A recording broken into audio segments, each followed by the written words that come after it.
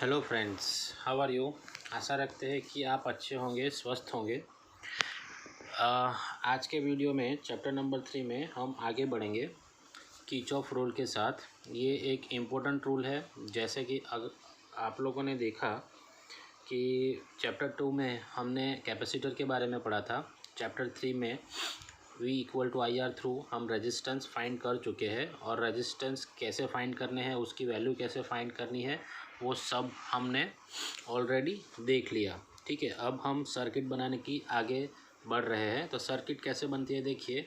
Battery, register, inductor और any such component अगर आप कनेक्ट करें वायर के थ्रू, तो जो डायग्राम तैयार होता है उसको हम बोलेंगे circuit diagram. Okay, before we proceed to Kirchhoff rules, थोड़ी टर्म्स एंड कंडीशन होती है, वो आपको जानना ज़रूरी होगा। वो पहले हम देख लेते हैं यहाँ पर। तो network, what do you mean by network. तो जो सर्किट यहाँ बनती है, ठीक है, इसको हम फिज़िक्स की लैंग्वेज में नेटवर्क बोलते हैं। ठीक है, तो ये नेटवर्क हो गया। अगर डायरेक्टली देखा जाए तो in electrical circuit used in practice, circuit components like resistor, capacitor and inductors are connected in such a complicated manner that they not be in considered either in a series or in parallel. This circuit is called network. ये एक simple network का फंडा हो गया। ठीक है, ये network हो गया। फिर उसके बाद एक और पॉइंट आता है जंक्शन। जैसे आप लोग ट्रेन में ट्रैवल करते होंगे। ठीक है, ये चीटी आ गई, चलो हटो।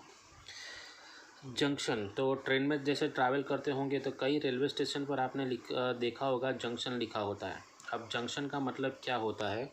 जंक्शन माने कि वहाँ से एक सीधी लाइन और दूसरी लाइन भी वहाँ से निकलती होंगी, यानी कि एक सीधी लाइन जा रही है और वहाँ से एक और लाइन निकलती होगी अपोजिट, यानी कोई और डायरेक्शन में। तो जहाँ पर ये लाइन मिलती है, that point is known as junction. The point in the network where more than two conductors are joined is known as junction. अगर अपना नेटवर्क देखें तो यहाँ पर देखिए 3 वायर्स आपको मिलेंगे, means A point is known as junction. Similarly B point is also known as junction. ठीक है, उसको ब्रांच पॉइंट भी बोला जाता है। अब आगे बढ़ते हैं। Loop, what do mean by loop. तो क्लोज्ड सर्किट, सिंपल मैनर में बोले तो closed circuit is known as loop. अब यहाँ पर देखो, ये सर्किट डायग्राम है। R1, R2, R3 3 registers connect है। अब यहाँ पर देखो तो A, E, F, B, वापस आना पड़ेगा A पर, तब पूरा का पूरा लूप हम क्लोज्ड गिना जाएगा। सिमिलरली हम ले सकते हैं A, B, C, D और वापस आपको आना होगा A पर। So this is known as closed loop. ठीक है, तो ये हो गए some terms. This terms are important for Kirchhoff rules. Now moving towards Kirchhoff rule. Kirchhoff ने 2 बेसिकली रूल दिए हैं, उसमें से एक इम्पोर्टेंट है, वो अभी हम देखेंगे। तो स्टेटमेंट ये रहा किरचॉफ रूल का, जो मैंने पहले ही लिख लिया है। For any closed loop the algebraic sum of products of resistance and the respective currents flowing through them is equal to the algebraic sum of the EMFs applied along the loop. Okay, along the loop. So this is simple statement of Kirchhoff rule. Now let us see how to solve this type of complicated circuits. तो यहाँ पर देखो, this is point A, B, C, D, E, A, एक पूरा का पूरा loop यहाँ पर बन रहा है। Okay, now A to B के बीच में अगर देखा जाए तो R1 रेजिस्टेंस कनेक्ट है, I1 amount of current flow हो रहा है, arrow indicate direction of current, and एक बैटरी लगी हुई है, उसका EMF एप्सिलॉन 1 जितना है। सिमिलरली B से C में देखिए तो R2 रेजिस्टेंस कनेक्टेड है, I2 amount of current is flowing, but यहाँ पर देखा जाए तो direction of current is C to B। ये एक एग्जांपल है, मतलब यहाँ पर हम कोई प्रॉपरली कौन सी का कनेक्शन में है वो नहीं देखेंगे। अब देखा जाए तो C टू D के बीच में अगर आप चेक करो तो C टू D के बीच में एक बैटरी कनेक्शन में है, उसका EMF है एप्सिलॉन 2 जितना, I3 amount of current is flowing, R3 amount of resistance is connected. उसी तरह D से E के बीच में R4 amount of resistance connect है और I4 amount of current is flowing. I5 amount of current is flowing between A and E section, and R5 which is the resistance connected over here. Now just check करो तो यहाँ पर battery connection भी आपको मायने रखेगा। ये positive terminal, this is negative terminal, similarly positive terminal and a negative terminal. ठीक है, अब यहाँ पर हम कंसीडर करेंगे study current. Study current means what, current flow per unit time is constant. उसका पूरा का पूरा डिस्क्रिप्शन यहाँ पर मैंने दे दिया है already, so you just go through it and direct just note down in your notebook. Okay, note down कर लेना।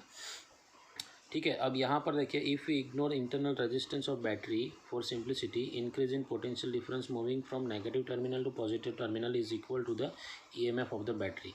ये सारा हम कंसिडर करेंगे। ठीक है, चलो अब किरचॉफ रूल देखते हैं। अब सपोज करो कि ए पॉइंट पर हमें पहले पोटेंशियल मिला, potential not a potential difference, हाँ, पोटेंशियल वी ए जितना मिलता है। अब यहाँ से हम हमारी जर्नी स्टार्ट करेंगे और पूरा का पूरा लूप कंप्लीट करेंगे। मतलब लूप हम लेने वाले हैं A to B to C to D to E to A. तो ये हम लूप लेंगे, मतलब हमारी जो जर्नी रहेगी वो यहाँ से स्टार्ट होगी और वापस यूँ आने वाली है।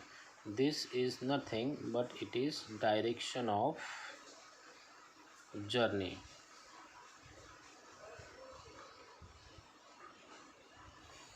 ठीक है, this is nothing but it is direction of journey. अब डायरेक्शन में देखा जाए तो जैसे हम डायरेक्शन ऑफ जर्नी और हमारा करंट डायरेक्शन अगर सेम होता है तो यहाँ पर V equal to I R, मतलब ओम्स लॉ के मुताबिक I R amount of potential drop होगा। ठीक है, पोटेंशियल ड्रॉप होगा। और अगर हम अपोजिट डायरेक्शन में फ़्लो करेंगे, मतलब current is flowing in opposite direction और हमारी जर्नी ये डायरेक्शन में है, तो क्या होगा, V equal to I R जितना पोटेंशियल इंक्रीज़ होगा। ये दो सिंपल टर्म्स है, वो आपको यहाँ पर देखनी होगी। अब देखा जाए तो V A be the potential, अगर हम ये मान के चले, अब यहाँ से आगे बढ़ोगे तो पहले आएगा A to B section. A to B section में देखा जाए तो जैसे रेजिस्टेंस आया तो यहाँ पर ओम्स लॉ के मुताबिक I1 R1 amount of potential drop होने वाला है। ठीक है, अब आगे बढ़ो तो यहाँ से देखिए negative terminal to positive terminal हम आगे बढ़ेंगे, मतलब कि यहाँ पर ईएमएफ जो है वो इंक्रीज़ होगा क्योंकि हम नेगेटिव टर्मिनल से पॉजिटिव टर्मिनल तरफ आगे बढ़ रहे हैं। अब जैसे बी पॉइंट पर पहुँच गए तो यहाँ से हम आगे बढ़ेंगे बी टू सी, जैसे हमने लूप सेक्शन कंसिडर किया हुआ है बी टू सी। ठीक है, तो यहाँ पर डायरेक्शन ऑफ करंट और हमारा जो जाने वाला रास्ता है वो अपोजिट डायरेक्शन में है। डायरेक्शन ऑफ करंट क्या होता है, हायर टू लोअर, मतलब हम जैसे सी सेक्शन पर पहुँचेंगे तो पोटेंशियल इंक्रीज़ होगा। कितना इंक्रीज़ होगा, I2 R2 जितना इंक्रीज़ होता है। ठीक है, I2 R2 जितना पोटेंशियल इंक्रीज़ होगा। अब जैसे सी सेक्शन पर पहुँचे, डायरेक्शन ऑफ जर्नी क्या बोलती है, सी से डी तरफ आगे बढ़ो। तो जैसे हम सी से डी तरफ आगे बढ़ते हैं तो देखा जाए तो पहले ईएमएफ बैटरी बीच में आएगी। तब बैटरी बीच में आती है मतलब पॉजिटिव टर्मिनल से नेगेटिव टर्मिनल तरफ आगे बढ़ेंगे, मतलब हायर टू लोअर डायरेक्शन में आगे बढ़े तो यहाँ पर ईएमएफ जो है वो डिक्रीज़ होने वाला है। ठीक है, similarly direction of current and हमारी जो डायरेक्शन है जर्नी की वो सेम होने की वजह से V equal to I3R3 amount of potential drop होने वाला है। ठीक है, उसके बाद हम जैसे डी पॉइंट से ई पॉइंट पर आगे बढ़ेंगे तो सेम कंडीशन में यहाँ पर भी पोटेंशियल इंक्रीज़ होगा। ठीक है, पोटेंशियल I4R4 जितना, क्योंकि हम और direction of current is opposite. अब यहाँ पर देखा जाए तो सेम कंडीशन में I5R5 amount of potential increases, और जैसे हम यहाँ पहुँचेंगे तो हमें वापस VA जितना पोटेंशियल मिलना चाहिए। It means what, Kirchhoff rule, this rule, second rule is essence of law of conservation of energy. Okay, law of conservation of energy मतलब energy cannot be created nor be destroyed. ठीक है, ये जितना भी मैंने पूरा का पूरा समझाया वो मैंने यहाँ पर डिस्क्रिप्शन में ऑलरेडी लिखा हुआ है, आप जस्ट चेक कर लेना और लिख लेना।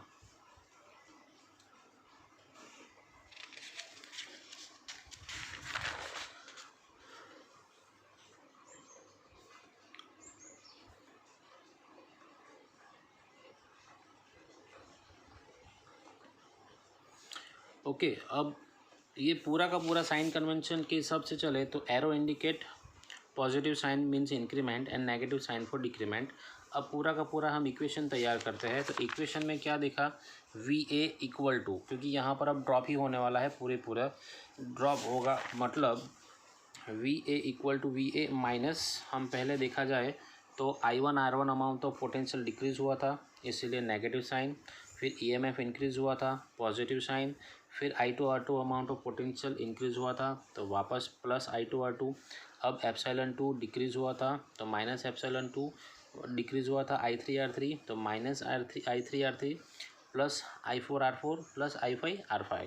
अब देखा जाए तो सिंपल मैथमेटिकल टर्म में V A both are common and cancelled out, तो ये जो टर्म है वो कैंसिल हो गई, remains equation as it is. अब इसमें से एप्सिलॉन 1 जो चीज़ है वो, और epsilon 2 whatever we have that we are taking outside, तो इसके बाद जो टर्म बची वो हम एडिशन फार्मूला में ले लेते हैं। तो मतलब क्या हुआ, एल्जेब्रिक सम, यहाँ पर देखो respective currents flowing through them is equal to the algebraic sum of EMF applied along through the loop. तो एल्जेब्रिक सम आ गया minus I1R1 plus plus plus plus, मतलब this is very this is the way we can easily solve Kirchhoff second rule. Okay, याद रखना ये जो equation है वो बेसिकली नेटवर्क वाली जितने भी न्यूमेरिकल्स आएंगे, थियरीज आएंगी, वो सॉल्व करने के लिए आपको इम्पोर्टेंट होगा। तो I humbly request, do not lose it, this is very important theory।